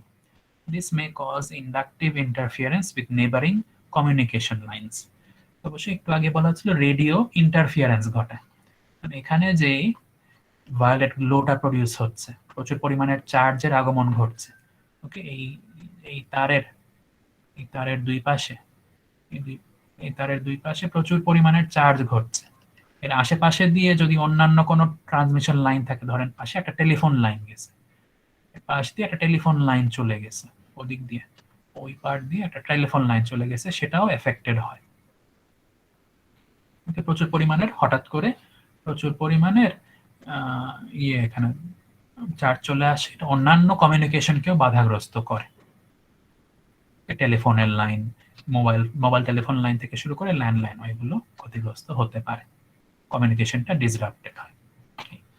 অবশ্যই ডিসঅ্যাডভান্টেজ গুলো বেশি, হ্যাঁ, কিছু লিমিটেড কিছু অ্যাডভান্টেজ আছে, অ্যাডভান্টেজ গুলো আসলে মোট অর্থে আমাদের জন্য ভালো কিছু না। করোনাটা আমাদের জন্য অবশ্যই খারাপ, ডিসঅ্যাডভান্টেজটাই বেশি। ওকে, গেল অ্যাডভান্টেজ আর ডিসঅ্যাডভান্টেজ। লাস্ট কথা হচ্ছে করোনা আমরা কমাইতে পারি কিভাবে। এটা যেহেতু আমাদের জন্য মূলত খারাপ, তো অবশ্যই আমরা করোনাকে রিডিউস করতে চাই, কমাইতে চাই। Okay, এটা আমাদের design, careful design should be made to avoid corona on the substations or bus bars rated for 33 kilovolt and higher voltages. Otherwise, highly ionized air may cause flashover in the insulator or between the phases, causing considerable damage to the equipment. The corona effects can be reduced by the following methods. যখনই লাইনের voltage এটা থেকে বেড়ে যাচ্ছে, এটা এরকম একটা voltage ছিল আমাদের ক্রিটিক্যাল ডিসরাপটিভ ভোল্টেজ 33 কিলোভোল্ট। ওকে, 33 কিলোভোল্টে সাধারণত ওই করোনা ফরমেশন শুরু হয়ে থাকে। ওকে, তো যে কোনো লাইন যার ভোল্টেজ 33 কিলোভোল্ট বা তার চেয়ে হাইয়ার, তাতে আমরা করোনাটাকে কমিয়ে রাখার চেষ্টা করি। দুইভাবে কমানো যায়। একটা হচ্ছে কন্ডাক্টর সাইজ বাড়িয়ে দিয়ে, কন্ডাক্টরটাকে আরো মোটা বানিয়ে দিয়ে। By increasing conductor size, the voltage at which corona occurs is raised, and hence corona effects are considerably reduced. This is one of the reasons that ACSR conductors, which have larger cross-sectional area, are used in transmission lines. ACSR মনে আছে? Aluminium coated steel reinforced, মনে আছে আপনাদের? হ্যাঁ, আমরা এটা ইয়েতে পড়েছিলাম আগে, ডিজাইন ক্লাসে, তারের ডিজাইন ক্লাসে পড়েছিলাম। প্রথম যে করোনা কমানোর একটা উপায় হচ্ছে কন্ডাক্টর সাইজটা বাড়িয়ে দেয়া, মানে এই তারগুলোকে আগের চেয়ে মোটা বানিয়ে দেয়া। এই তারটাকে যদি আমরা আগের চেয়ে মোটা বানিয়ে দেই, আগের তারের চেয়ে যদি এরকম এত মোটা তার ইউজ করি, তাইলে যেই ভোল্টেজে করোনা ঘটে সেই ভোল্টেজটা বেড়ে যায়, মানে আরো বেশি কষ্ট হয়, মানে আরো বেশি ডিফিকাল্ট। স্যার এসিএসআর নিয়ে একটা কোশ্চেন ছিল স্যার এডমিশনে ডুয়েটে স্যার। ডুয়েটে? আচ্ছা আচ্ছা আচ্ছা। জি স্যার, আমরা দিছিলাম তো, তখন আমাদের একটা কোশ্চেন ছিল এসিএসআর এর ব্যাপারটা আর কি, এটা সুবিধা অসুবিধা। আচ্ছা, এটা ভেরি ইম্পর্টেন্ট। দেখেন, যদি আমাদের তারগুলো আগের তুলনায় মোটা হয়, হ্যাঁ, তাহলে এখানে আগের ভোল্টেজে আর করোনা ঘটবে না, আরো বড় ভোল্টেজে ঘটবে। তার মানে কি করোনার ব্যবস্থাটা কমে আসছে, করোনার অবস্থা কমে আসছে। এই জন্যই এসিএসআর ইউজ করা হয়। এসিএসআর এর ইয়েটা মোটা হয়, তারগুলো অনেক মোটা হয়। তার মানে কেন মোটা হয়? তার মাঝখানে আমরা একটা এক্সট্রা কোর দিচ্ছিলাম না, স্টিলের কোর দিচ্ছিলাম ফার্স্টে একটা, তার চারপাশে অ্যালুমিনিয়াম দিচ্ছিলাম, তার উপর আবার প্লাস্টিক দিচ্ছিলাম। ওকে, এসিএসআর এরকম ছিল। আমি পরে আজকে লাস্টে দেখিয়ে দিচ্ছি রিভিশন করানোর সময়। এসিএসআরটা অনেকগুলো লেয়ার মিলে এসিএসআর হচ্ছিল। এটা ছিল, কালোটা ছিল স্টিলের লেয়ার, লালটা ছিল অ্যালুমিনিয়ামের স্ট্র্যান্ডেড লেয়ার, নীলটা ছিল প্লাস্টিক ইনসুলেশন। হ্যাঁ, তো এসিএসআর অনেক মোটা হয়, এই কারণে করোনা কমানোর জন্য এসিএসআর আমরা ইউজ করে থাকি। দ্বিতীয়ত, কন্ডাক্টর স্পেসিং বাড়িয়ে। By increasing the spacing between conductors, the voltage at which corona occurs is raised, and hence corona effects can be eliminated. However, spacing cannot be increased too much. Spacing cannot be increased too much, otherwise the cost of supporting structure, that is bigger cross arms and supports, may increase to a considerable extent. Okay, আরেকটা হচ্ছে কি, আমরা এখানে দূরত্বটা বাড়িয়ে দিতে পারি। ওকে, আগে এরকম দুটো তার ছিল, আগে দুটো তারের মধ্যে স্পেসিং এরকম ছিল, এখন এই তারটাকে আমরা নিচে নামিয়ে বেশি করে দিতে পারি, দূরে দিয়ে নিয়ে যেতে পারি। হ্যাঁ, এটা এখন আর নাই, এটাকে আমরা নামিয়ে দিলাম। কিন্তু এর ফলে ঝামেলাটা কি বাড়বে? আমাদের ইয়ের উপর, আমাদের টাওয়ারটা আরো লম্বা হতে হবে এক্ষেত্রে, তাই না? বোঝা যাচ্ছে? আগের চেয়ে বেশি লম্বা টাওয়ার লাগবে না এখন। আগে এতটুক টাওয়ার দিয়ে হয়ে যেত, একটু আগে এতটুক টাওয়ার দিয়ে হয়ে যেত। এখন কি এই জিনিসটাকে আরো অনেক, টাওয়ারটাকে আরো লম্বা বানাতে হবে না? বিশাল বড় টাওয়ার লাগবে না? খরচ বেড়ে যাবে না এর জন্য? বুঝতে পারছেন? জি স্যার। ওকে, সো এটাই বলা হচ্ছে স্পেসিং বাড়ানোর ঝামেলা হচ্ছে, স্পেসিং খুব বেশি বাড়ানো যাবে না, spacing cannot be increased too much, otherwise the cost of supporting structure যে খরচগুলো সেগুলো প্রচুর পরিমাণে বেড়ে যাবে। এই হচ্ছে আমাদের করোনা। কি কি লাগবে এখান থেকে বলে দিচ্ছি। করোনা কাকে বলে? হ্যাঁ, যদি আমি করোনা নিয়ে শর্ট নোট লিখতে বলি তাহলে এই পেজটা লেখা লাগবে। Okay, what is corona? Write a short note on corona. তো এটা হবে। পরের পেজে আছে কেন করোনা হয়, describe the theory of corona formation. যদি এরকম করি বলতে বলি তাহলে অবশ্যই এটা লিখতে হবে, হাউ ইজ করোনা ফর্ম অথবা describe the theory of corona formation. এটা যদি বলি তাহলে এই জিনিসটা লিখতে হবে। এরপরে গুলো তো আপনাদের বোঝাই উচিত, what are the factors which effect corona. Write a short note on 4 factors which effect corona. বুঝতে পারছেন প্রশ্নগুলো? বলেন তো। জি স্যার। ওকে, এরপরে আসি, এটা আমাদের লাগবে না। 5 নাম্বার স্লাইড, এটা আমি বাদ দিয়েছি। 5 নাম্বার স্লাইডে কিছু ফর্মুলা আছে, পরীক্ষার জন্য জরুরি না।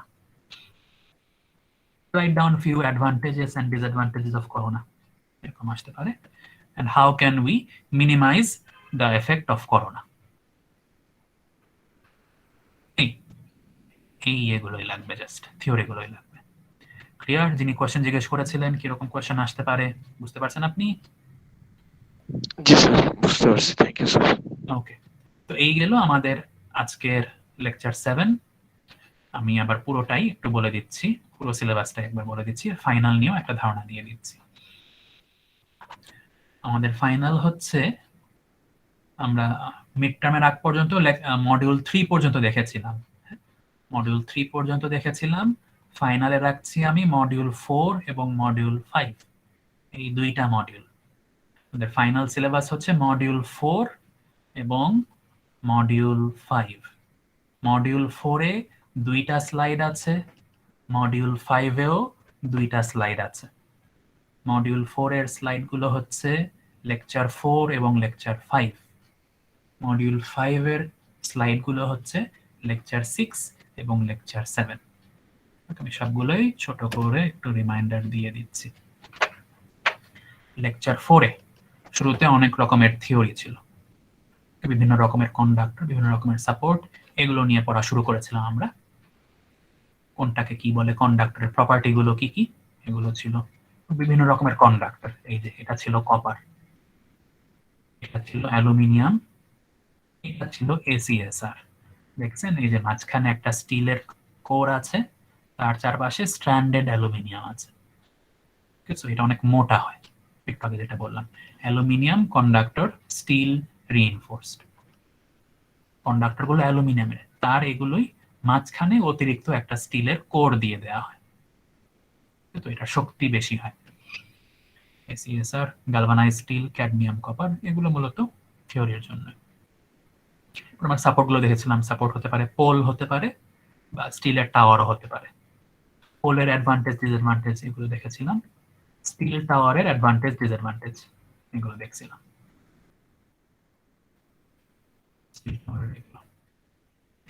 প্রথম স্লাইডটা, এরপরে আসি দ্বিতীয় স্লাইডে।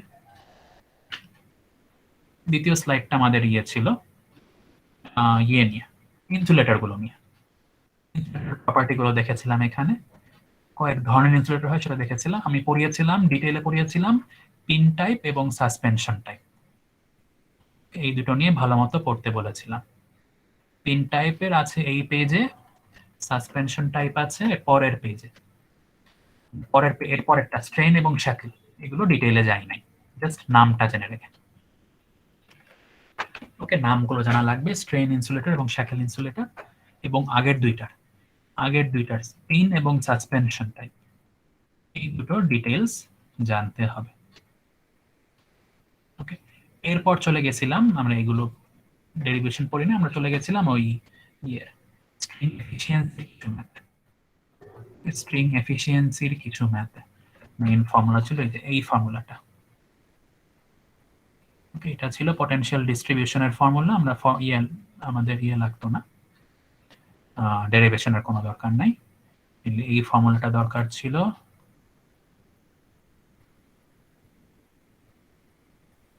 আচ্ছা, মেবি এই ফর্মুলাটা দরকার ছিল এবং স্ট্রিং এফিসিয়েন্সির এই ফর্মুলাটা, এটা দরকার ছিল। আমরা এই থেকে বেশ কিছু এক্সাম্পল দেখেছিলাম। এরপর স্ট্রিং এফিসিয়েন্সি বাড়ানো যায়, এটা কয়েকটা মেথড, 3টা মেথড দেখেছিলাম। 1টা 2টা 3টা 4টা 5টা এক্সাম্পল দেখেছিলাম স্ট্রিং এফিসিয়েন্সি থেকে। ম্যাথগুলো ভেরি ইম্পর্টেন্ট, ম্যাথগুলো পারতে হবে। আমাদের মডিউল 4, মডিউল 4-এ ছিল এই 2টা স্লাইড। মডিউল 4-এর লেকচার স্লাইডগুলো এখানে দেয়া আছে। লেকচার 4 এবং লেকচার 5 এই দুটো ছিল আমার স্লাইড। আর ক্লাস রেকর্ডিং গুলো এই যে এর মধ্যে দেয়া আছে, লিঙ্কগুলো সব দেয়া আছে। এগুলো কপি করে পেস্ট করে দিলেই ক্লাস রেকর্ডিং গুলো চলে আসবে। এরপরে এখান থেকে আমরা অ্যাসাইনমেন্ট 3ও দিয়েছিলাম। এটার কি ডেট পার হয়ে গেছে না, শেষ হয়ে গেছে না, নাকি এখনো আছে? স্যার 15 তারিখ পর্যন্ত আছে এটা। আচ্ছা আচ্ছা, বাপরে, এখনো আছে। অনেকেই দেন নাই, আবার বলছি, স্ট্রিং এফিসিয়েন্সির যে ম্যাথ গুলো, 5টা যেই ম্যাথ, অবশ্যই 15 তারিখ, 3 দিন আছে। 3 দিনের মধ্যে অবশ্যই টাইম মতো সাবমিট করে দেন, ঠিক আছে? এই অ্যাসাইনমেন্টটা জি স্যার, অবশ্যই। আর এরপরে আমরা গিয়েছি মডিউল 5-এ। মডিউল 5-এ স্যাগ এবং করোনা। স্যাগটা তো বললাম, স্যাগের শুরুতে ছোট কিছু থিওরি ছিল। স্যাগের থিওরি গুলো কি কি আসতে পারে, স্যাগ মানে কি সেটা দেখেছিলাম, এবং স্যাগ বেশি হলে কি হবে, মানে ফ্যাক্টরস which affect স্যাগ। স্যাগ বেশি হলে কি হয়, স্যাগ কম হলে কি হয়, এই জিনিসটা জানতে হবে। এরপর আমরা মূলত ম্যাথে চলে গেছিলাম। স্যাগের জন্য ম্যাথ অনেক বেশি ইম্পর্টেন্ট। একটা এক্সাম্পল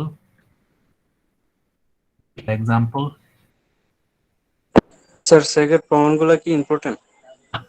লাগবে না, ডেরিভেশন প্রুফ লাগবে না। 3টা এক্সাম্পল, 4টা এক্সাম্পল, 5টা এক্সাম্পল। স্যাগেও আমরা 5টা এক্সাম্পলই দেখছি টোটাল। এই 5টা থেকে কিন্তু আমি আরেকটা অ্যাসাইনমেন্ট দিয়েছি, অ্যাসাইনমেন্ট নাম্বার 4। অ্যাসাইনমেন্ট 4টা এটা 20 তারিখে দিয়েছিলেন স্যার ওইটার ডেডলাইন। হ্যাঁ, এটা ডেডলাইন 20 তারিখ, আগামী শুক্রবার। এটার এখনো সময় আছে, 8 দিন আছে।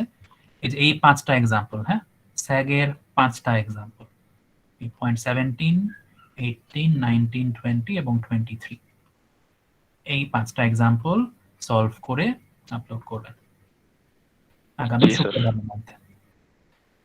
এই ছিল স্যাগের জন্য মেইনলি ইয়াটাই, ম্যাথগুলো ইম্পর্টেন্ট। আর আজকে লাস্টে আমরা করোনার কিছু থিওরি দেখলাম। করোনা থিওরিগুলো তো অলরেডি বলে দিলাম কি কি আসতে পারে। এই আমাদের সিলেবাস। রুটিন তো এখনো দেয় নাই না ফাইনালের? না স্যার, ফাইনাল না স্যার, রুটিন আমরা এখনো পাইনি। পাইনি স্যার। ওকে, রুটিনটা দেওয়ার পরে আমাদের যেহেতু অফিসিয়াল ক্লাস হচ্ছে না, আমি ক্লাসরুমে একবার বলে দেবো কবে পরীক্ষা হচ্ছে, কতক্ষণ পরীক্ষা হচ্ছে, ওটা একটা অ্যানাউন্সমেন্ট দিয়ে জি দিব স্যার, অবশ্যই। যে জি এত স্যার, তারিখে তাহলেই ভালো হয়। পরীক্ষা হচ্ছে আমাদের। তো ওই অনুযায়ী পরীক্ষা দিবেন সবাই। ওই রুটিনে যেরকম টাইম দেওয়া থাকে, ফর এক্সাম্পল ধরেন 4 ঘন্টা ওপেন থাকলো পরীক্ষা, তার মধ্যে ধরেন 2 ঘন্টায় দিতে হবে। তো ওটাই ফলো করব আমরা। কথার কথা, ফর এক্সাম্পল 6টা থেকে 10টা পর্যন্ত এটা খোলা থাকবে, পোর্টালটা খোলা থাকবে, কোশ্চেনটা খোলা থাকবে, এর মধ্যে যে কোনো 2 ঘন্টায় দিতে হবে। তেমন অবশ্যই 8টার পর শুরু করবেন না। যদি 6টা থেকে 10টা পর্যন্ত পরীক্ষা হয়, তাহলে অবশ্যই 8টার পরে শুরু করবেন না, 8টার আগেই শুরু করে দিবেন। বুঝতে পারছেন? এটা তো সবাই জানেন, সবার অভ্যাস হয়ে যাওয়ার কথা এতদিনে। জি স্যার, এটা সবাই জানে। ওকে, তো এইগুলো। আর মিড টার্ম তো দিয়েছেন আপনারা, মিড টার্মের মতোই হবে ফাইনালের। ফাইনালটা শুরু করার আগে অবশ্যই রুলস এন্ড রেগুলেশনস গুলো পড়ে নেবেন।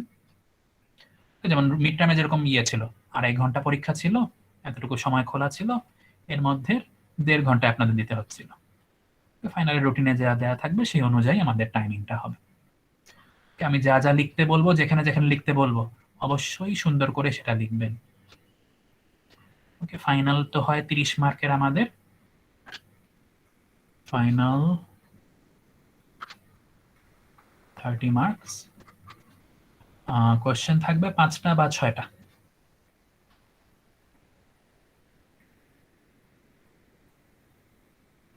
5 or 6 কোয়েশ্চেন্স থাকবে, কোনো রকমের চয়েস থাকবে না, সবগুলোই আনসার করতে হবে। 5টা কোয়েশ্চেন থাকলে 6 মার্ক করে থাকবে, 6টা কোয়েশ্চেন থাকলে 5 মার্ক করে থাকবে। মোট 30 মার্কের পরীক্ষা, 5টা বা 6টা কোয়েশ্চেন থাকবে, সবগুলো কোয়েশ্চেনের সমান মার্ক হবে এবং সবগুলো কোয়েশ্চেনই আনসার করতে হবে, নো অপশন, নো চয়েস, তো সবগুলোই আনসার অল, সবগুলো উত্তর করতে হবে। টাইমিং অ্যাকর্ডিং টু রুটিন, রুটিনে যে টাইমটা দেওয়া থাকবে সেই অনুযায়ী হবে। ওকে, আর কোশ্চেনগুলোর মধ্যে এ বি পার্ট থাকতে পারে, পার্ট এ পার্ট বি এরকম করে থাকতে পারে, থিওরিও থাকবে ম্যাথও থাকবে। ওকে, অবশ্যই থিওরি থাকবে ম্যাথ থাকবে। আমরা অ্যাসাইনমেন্ট গুলো নিচ্ছি সব ম্যাথের উপর, কিন্তু ফাইনালের আগে অবশ্যই থিওরি গুলো ভালো মতো পড়ে নেবেন। ওকে, এ বি সি বিভিন্ন পার্ট থাকতে পারে। আর টাইমিং নিয়ে কোনো সমস্যা হবে না, আমি যথেষ্ট টাইম দিব। ওকে, যদি 2 ঘন্টার পরীক্ষা হয়, যদি কথার কথা 2 ঘন্টার পরীক্ষা হয়, সেক্ষেত্রে আমার পরীক্ষা দিতে লাগবে 1 ঘন্টা থেকে 1.25 ঘন্টা এরকম, বাকি টাইমটা আপনাদের আপলোড ডাউনলোড সুবিধার জন্য। টাইম নিয়ে কোনো সমস্যা হবে না, আমি যথেষ্ট টাইম দিব, ওটা নিয়ে চিন্তা করবেন না। আর হ্যাঁ, আমি যেভাবে ফাইল নেম করতে বলবো, এটা তো আপনাদের অভ্যাস হয়ে যাওয়ার কথা, যেভাবে ফাইল নেম করার কথা সেভাবেই করবেন, নাইলে কিন্তু আমি মার্ক কাটবো। মিড টার্মে এটা এই কাজটা করি নাই খুব একটা, মিড টার্মে মার্ক কাটি নাই। ফাইনালে যদি দেখি আপনারা উল্টাপাল্টা নাম দিয়ে ফাইল আপলোড করছেন, নিজের আইডি দেন নাই, তাহলে কিন্তু সমস্যা হবে, আমি মার্ক কাটবো। ওকে, আর সিরিয়ালি আনসার করবেন, উল্টাপাল্টা করে এটাও কয়েকজন করছেন, এটা বেশ কয়েকজন করছেন, আমার বলতে খেয়াল নাই হয়তো, অবশ্যই সিরিয়ালি আনসার করবেন। সিরিয়ালি আনসার না করলেও যখন স্ক্যান করবেন তখন সিরিয়ালি করে দিবেন, তাইলেই তো হয়। আমি মিড টার্মে দেখছি 1-এর পর 3 করছেন, 3-এর পর 5 করছেন, 5-এর পর 2 করছেন, এটা দেখা কিন্তু ঝামেলা। আমার জন্য আমি আপনাদের মার্ক দিতে চাই, মার্ক দেওয়ার প্রসেসটাকে ঝামেলাপূর্ণ করবেন না, ঠিক আছে? সিরিয়ালি আনসার করে যাবেন, মানে আপনাদের ফাইনাল পরীক্ষার খাতায় অ্যান্সার গুলো যেন 1-এর পর 2, 2-এর পর 3, 3-এর পর 4 এরকম হয়।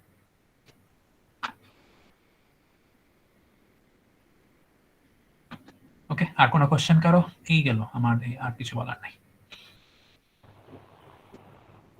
স্যার আমাদের তো এখন পর্যন্ত কোনো কুইজ নেন নাই, না, মানে আমি কোনো অ্যাসাইনমেন্টের উপরে মার্কটা দিবেন না কিভাবে? হ্যাঁ, আমি মোট 4টা অ্যাসাইনমেন্ট নিয়েছি এবং একটা প্রেজেন্টেশন নিয়েছি, এগুলোর মধ্যে 3টা অ্যাসাইনমেন্টকে আমি 3টা কুইজ হিসাবে কাউন্ট করব।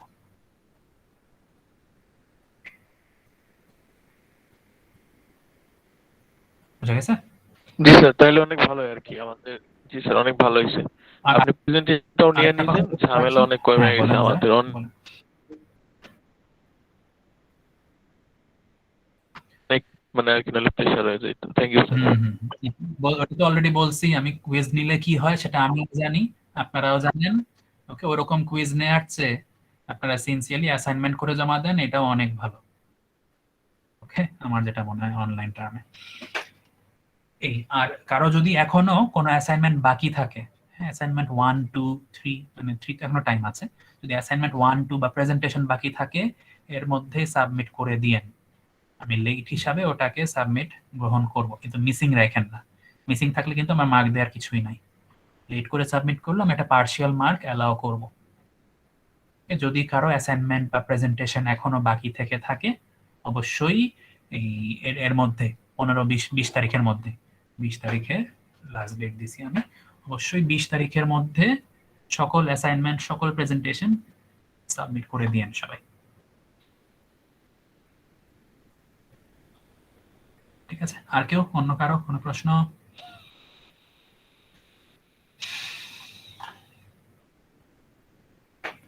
ওকে, তাইলে এই গেল আমার কথা শেষ, রেকর্ডিং বন্ধ করি, আমাদের ফাইনাল ক্লাসও শেষ হয়ে গেল, আমাদের টার্মটাও শেষ হয়ে গেল। যদি